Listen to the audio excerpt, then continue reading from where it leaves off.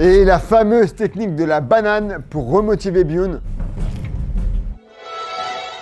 Mais il ne pense qu'à Ken dans ce film. Mes amis, l'heure est grave, car le film d'aujourd'hui s'appelle La légende de la libido. Tout est dans le titre, hein, et c'est déjà légendaire. De l'action, beaucoup de séduction, et une déesse ours.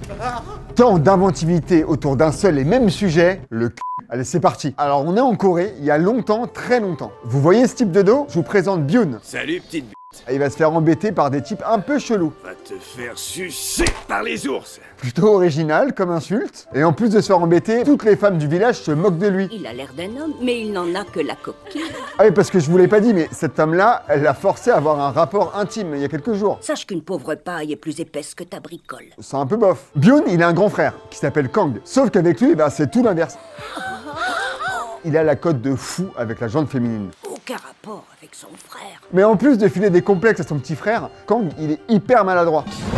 Ah, parce qu'il va littéralement lui griller l'andouillette. Byun.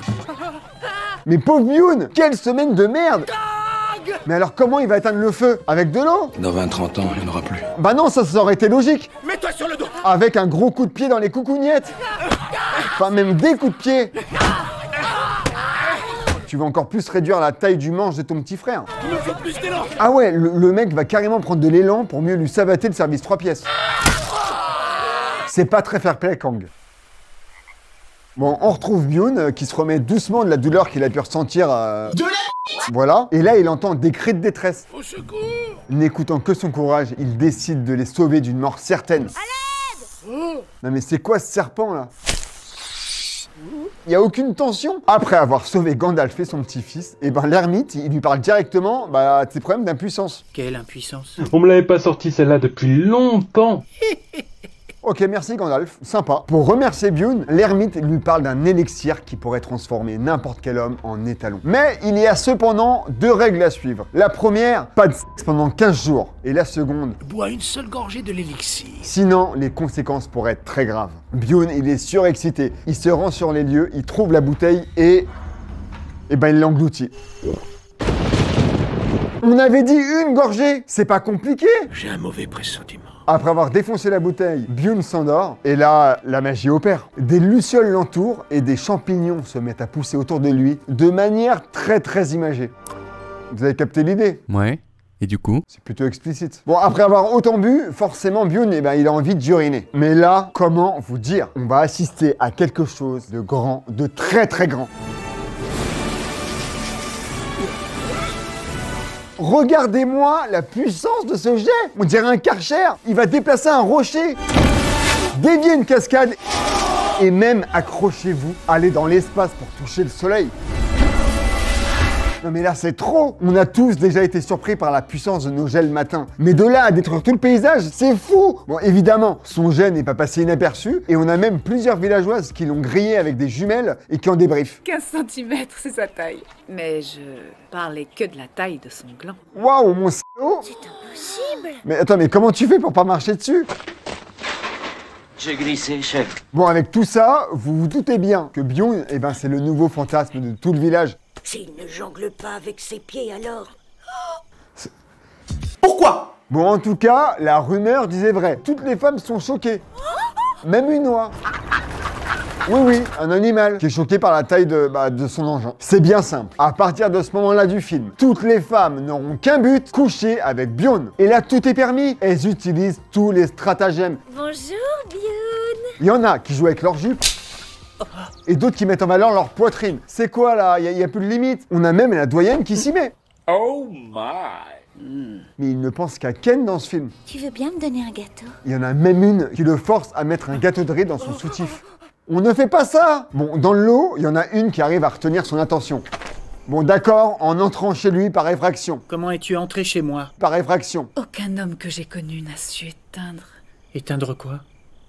l'incendie qui brûle en moi. Byun, au début, il essaye de résister. Je ne suis pas du genre qu'on manipule facilement. Mais il finit par craquer. Car ce soir-là, c'est la pleine lune. Et quand c'est la pleine lune, Byun, il cède à ses pulsions. C'est un peu comme un loup-garou.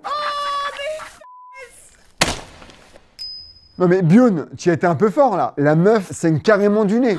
Je suis exténuée. Résultat, le mec va s'envoyer en l'air avec tout le village. Si vous en voulez aussi? Attendez votre tour. Non mais non, Byun, faut ralentir sur la braguette. Mollo mollo la braguette. Et là, je suis vraiment en train de craquer. Le mec va repeupler toute la Corée à lui tout seul. Elle était de cette taille. C'est exact. Là, on se dit que c'est trop, on se dit que c'est déjà pas mal pour un seul film. Mais non, parce que c'est là la folie de ce film, c'est que ça ne s'arrête jamais. Parce que Byun va encore être sollicité, mais cette fois-ci...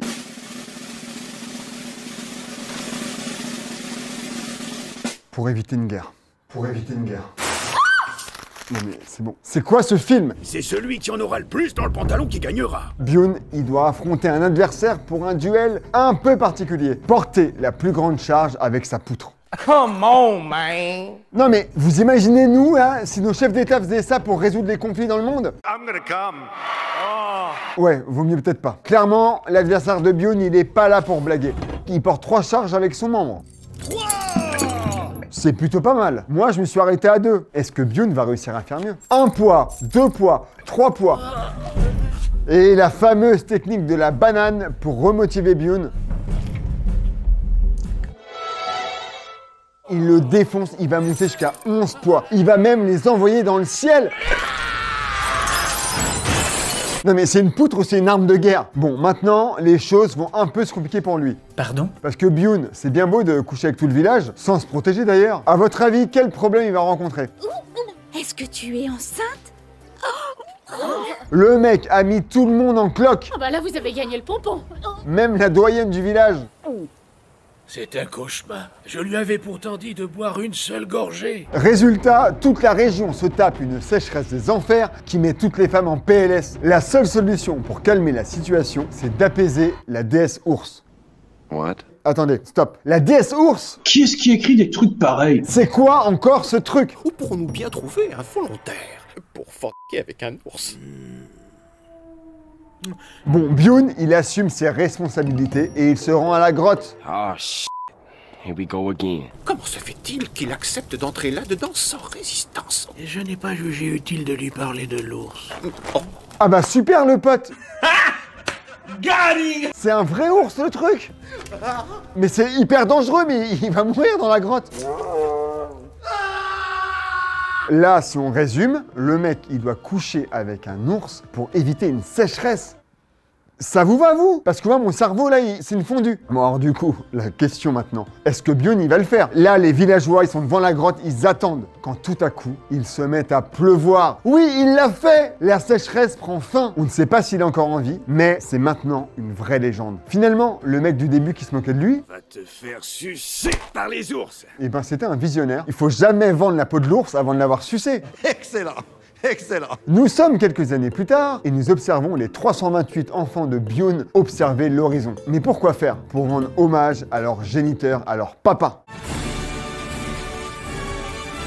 Regardez-moi tous ces jets, c'est magnifique. J'ai été au Bellagio, c'était le même spectacle. Je suis à 2 doigts de chialer là. Et le film se termine avec une dernière scène d'exception. Des femmes sont sur une barque et parlent de la légende de Byun. On raconte qu'il aurait fait l'amour avec un ours.